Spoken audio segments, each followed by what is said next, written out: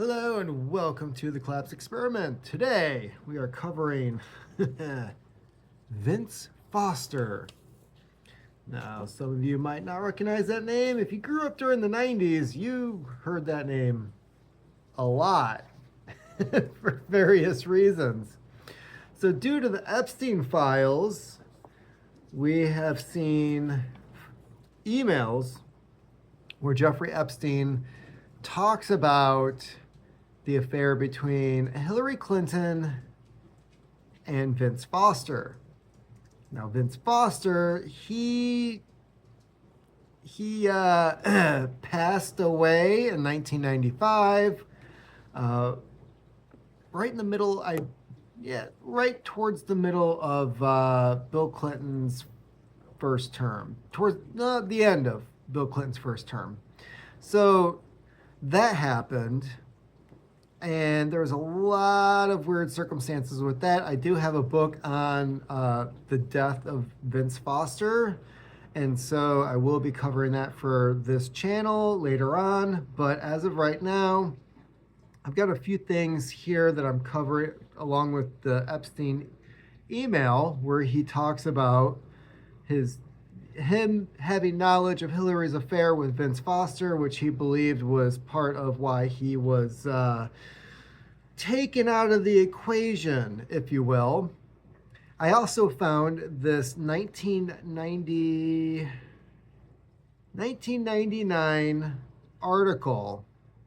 Apparently there's a book coming out around this time. Book revives Hillary Clinton infidelity story. So it was well known back in 1999 that this was going on. So I'm going to read a little bit from this article, and then I'm going to jump to this book here, which talks about, they call it the Vince Foster connection. Of course, it's not going to have any details about the email that I just mentioned because that was not public knowledge at the time that this book was written. But it's interesting how all these things are coming together telling the same story. Only hours after Hillary Clinton was in the headlines trying to rationalize her husband's adventures, those kind of adventures, her own alleged infidelity became the center of a new uproar with the publication yesterday of a book renewing claims that she had an affair with Vince Foster, the White House lawyer who self-deleted in 1995. The new book, Bill and Hillary, The Marriage, alleges that the affair began in 1977 when Miss Clinton and Foster were both lawyers in Little Rock, Arkansas. When Mr. Clinton was governor, the author, Christopher Anderson, who has written a string of books on celebrity marriages, quotes Arkansas state troopers who guarded the governor's mansion as saying that Foster showed up like clockwork, often staying the night whenever Mr. Clinton was out. Aww, she just liked to cuddle. One trooper, Lieutenant Brown, is quoted as saying, Hillary and Vince were deeply in love. I saw them locked in each other's arms, deep kissing, nuzzling. You have it. Another, Larry Patterson, claims that Mr. Foster fondled Miss Clinton at public events while he believed no one was watching. Bill wasn't doing it.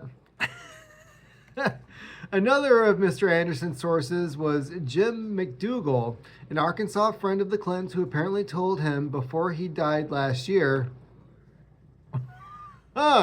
is he on the list?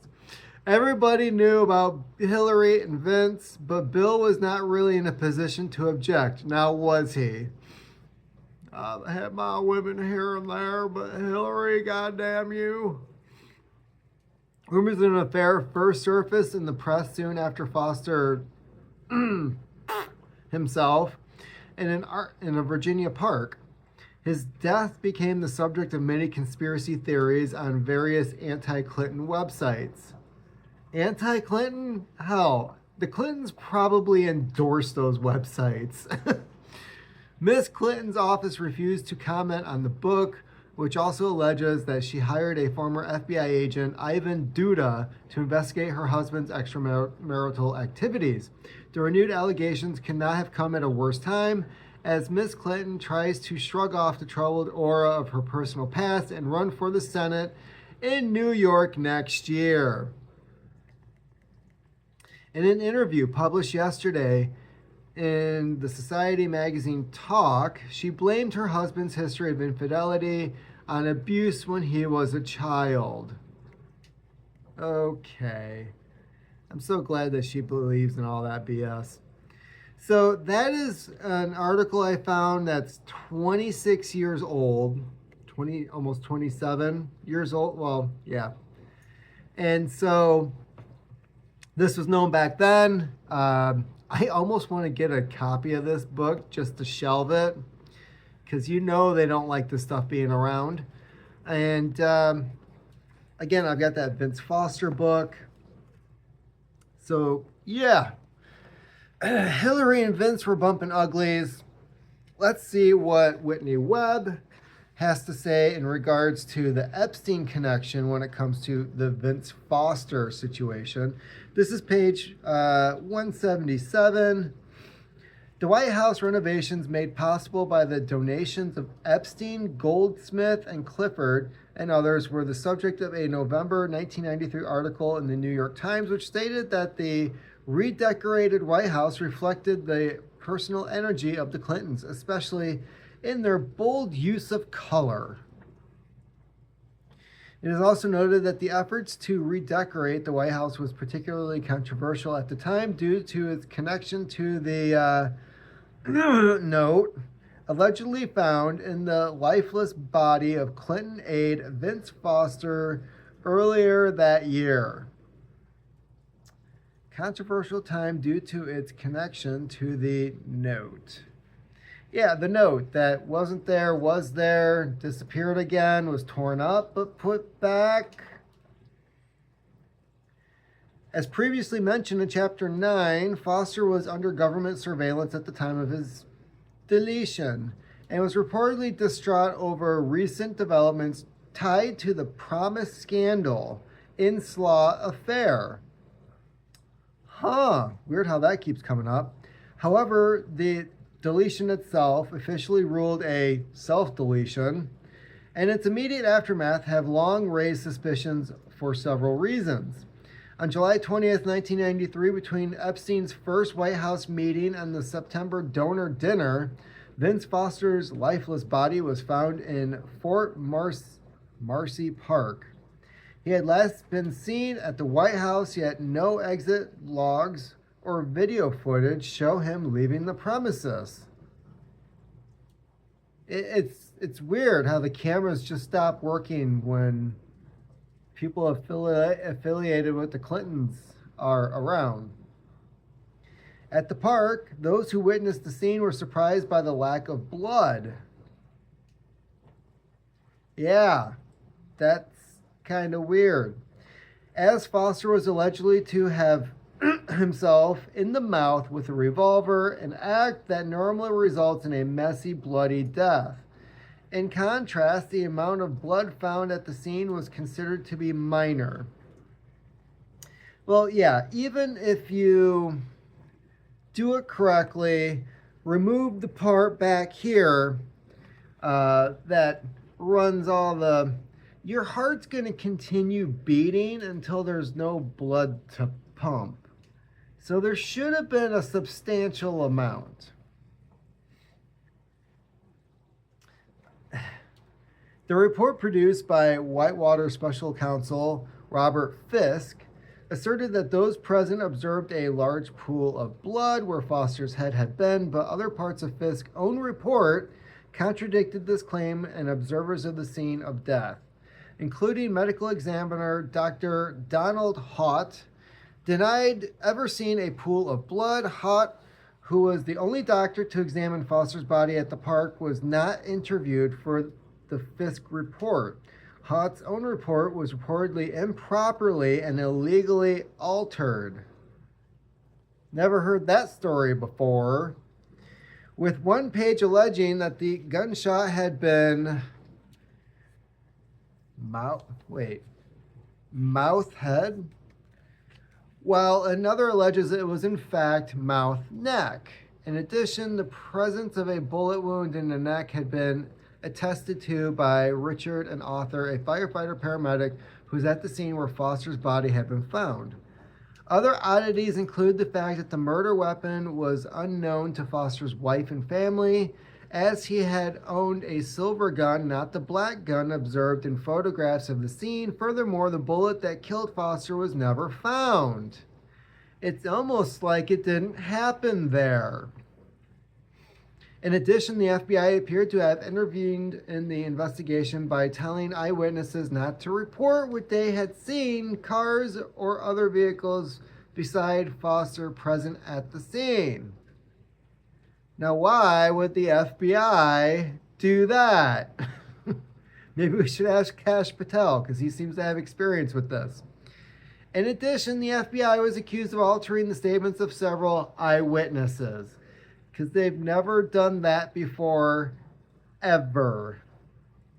The autopsy of Foster's body was also controversial. For instance, Dr. James Byer, who performed the autopsy, unexpectedly moved the time of the autopsy so it took place a day earlier than planned, meaning that he performed much of the autopsy without observers who had been at the crime scene, as is custom.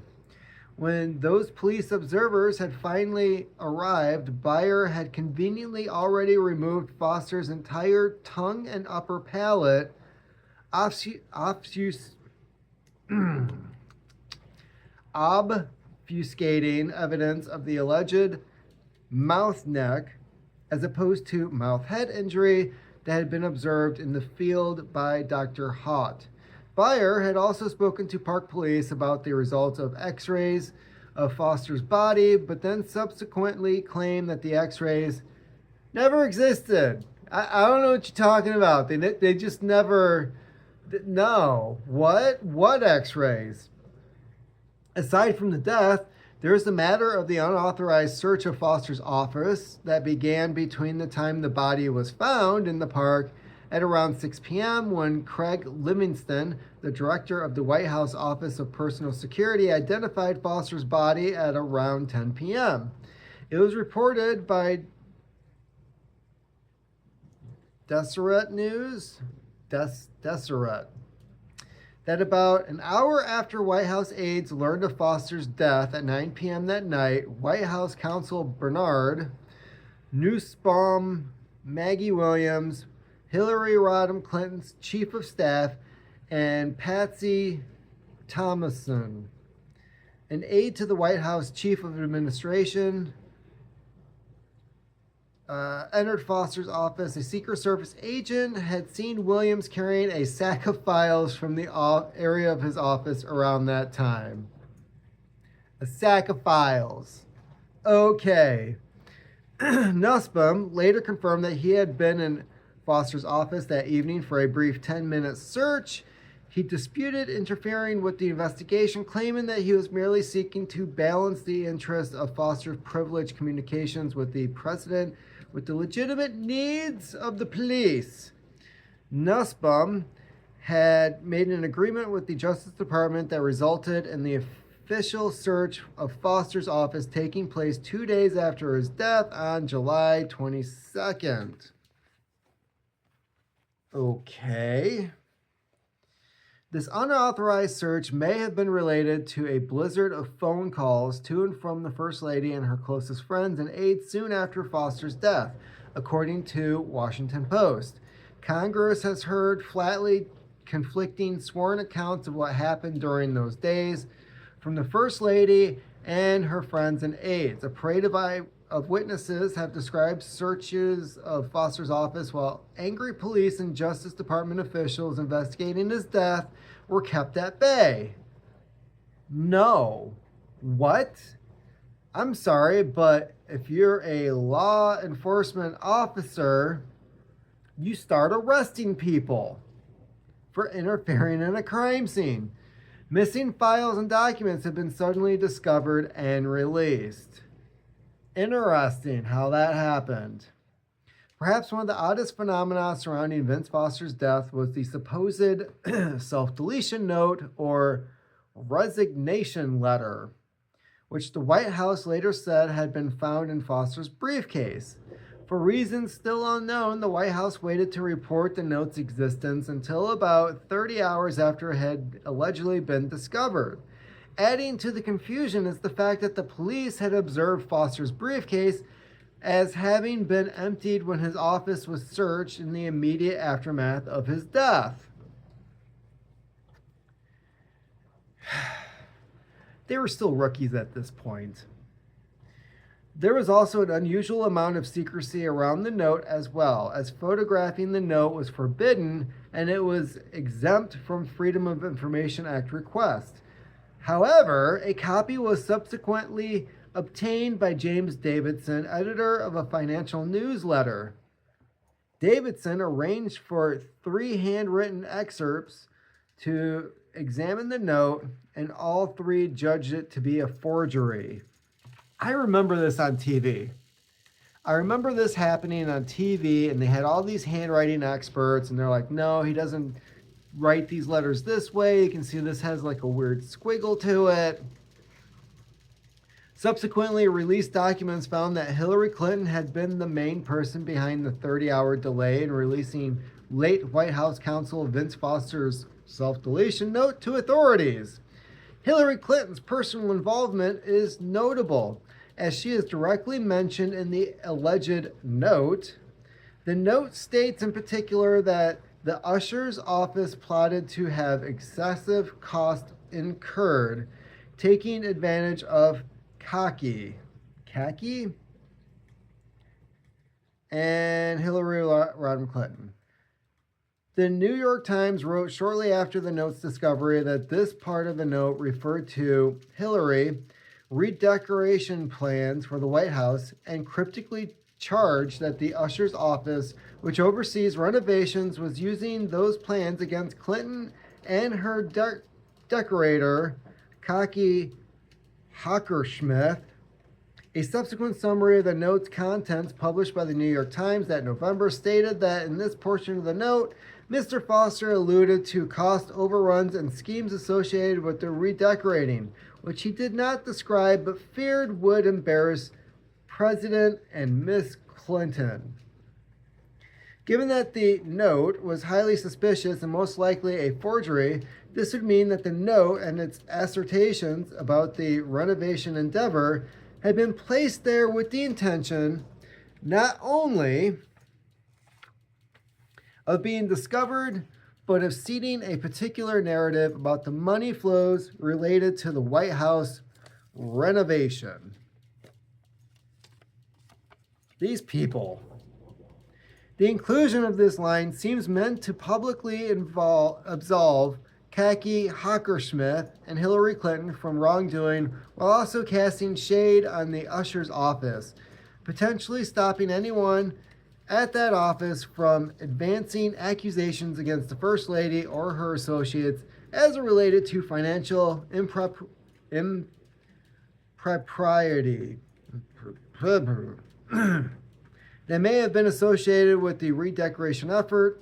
If the note was indeed a forgery intended to publicly absolve Hillary Clinton and Khaki Hockersmith from potential role in financial schemes related to the renovation, it would suggest that the opposite narrative, example, that Hillary Clinton and the renovation were involved in suspect financial schemes, was closer to the truth. This seems more than plausible because the New York Times article noted Mr. Foster's office would have decided whether there was anything inappropriate about the private funds donated for the renovation, and his role was to advise on the legality of anything related to the executive office. I'm pretty sure Epstein donated to this project. Had something been uncovered by either Foster or the usher's office about the recent donations to the White House Historical Association, given that the donors included figures deeply embedded in shady financial networks like Jeffrey Epstein, Clark Clifford, and C. Gerald Goldsmith. It's certainly possible. However, soon after the note was made public, both the Usher office and Clinton denied any impropriety had taken place. It had also noted that the sizable gap between the initial cost estimates made by the Usher office and the financial cost was merely due to miscommunication between the Usher's office and Hockersmith, with Hockersmith allegedly having underestimated the cost of labor, overtime pay. In August 1993 statement, Clinton stated that this particular miscommunication had since been resolved. Gary Walters, who had been chief usher since 1986, told the Times in 1993 that he had no idea what he, Foster, was thinking when the note was written. I don't think Foster knows what he was thinking when the note was written, because, he wasn't thinking anymore. The seemingly rapid turnaround from the narrative seeded by Foster's alleged note makes it unclear what, if anything, transpired in the relatively short window of time between the note's creation and the New York Times report a few weeks later. Was this miscommunication resolved, or did the note's narrative pressure the Usher's office to drop potential complaints? Adding to the intrigue is the fact that the White House refused to identify anyone associated with the Historical Association fundraising at the time. One can only speculate about the White House's reasons, though the level of secrecy, the involvement of Epstein, Maxwell, and similar actors, as well as the Vince Foster connection, strongly suggest that this particular fundraiser was related to much more than simply reupholstering of furniture and swapping the drapes. Because if we know anything about the Clintons, it's that they love to funnel money into their pockets. They didn't have the Clinton, the Clinton charity fund, whatchamacallit, where all the money goes into their pockets, and they occasionally do these little sideshows to be like, yeah, we're the Clinton Foundation. We do good stuff. This is where I push my idea of just make nonprofits illegal and make sure everybody pays taxes, because they're all just money laundering operations for rich people to get richer while claiming they're doing good stuff. So that is part one. I'm going to say this is part one of the Vince Foster story. Next time I'm going to go into Fostergate, which is starting on 181. Read about that. Maybe we have some other goodies in here when it comes to Vince Foster. But considering that Jeffrey Epstein donated to this project, this renovation, and that Hillary Clinton was a big part of this renovation, I find it very hard to believe that she never met him, as she recently claimed. I think she's full of shit. And that bitch is a liar.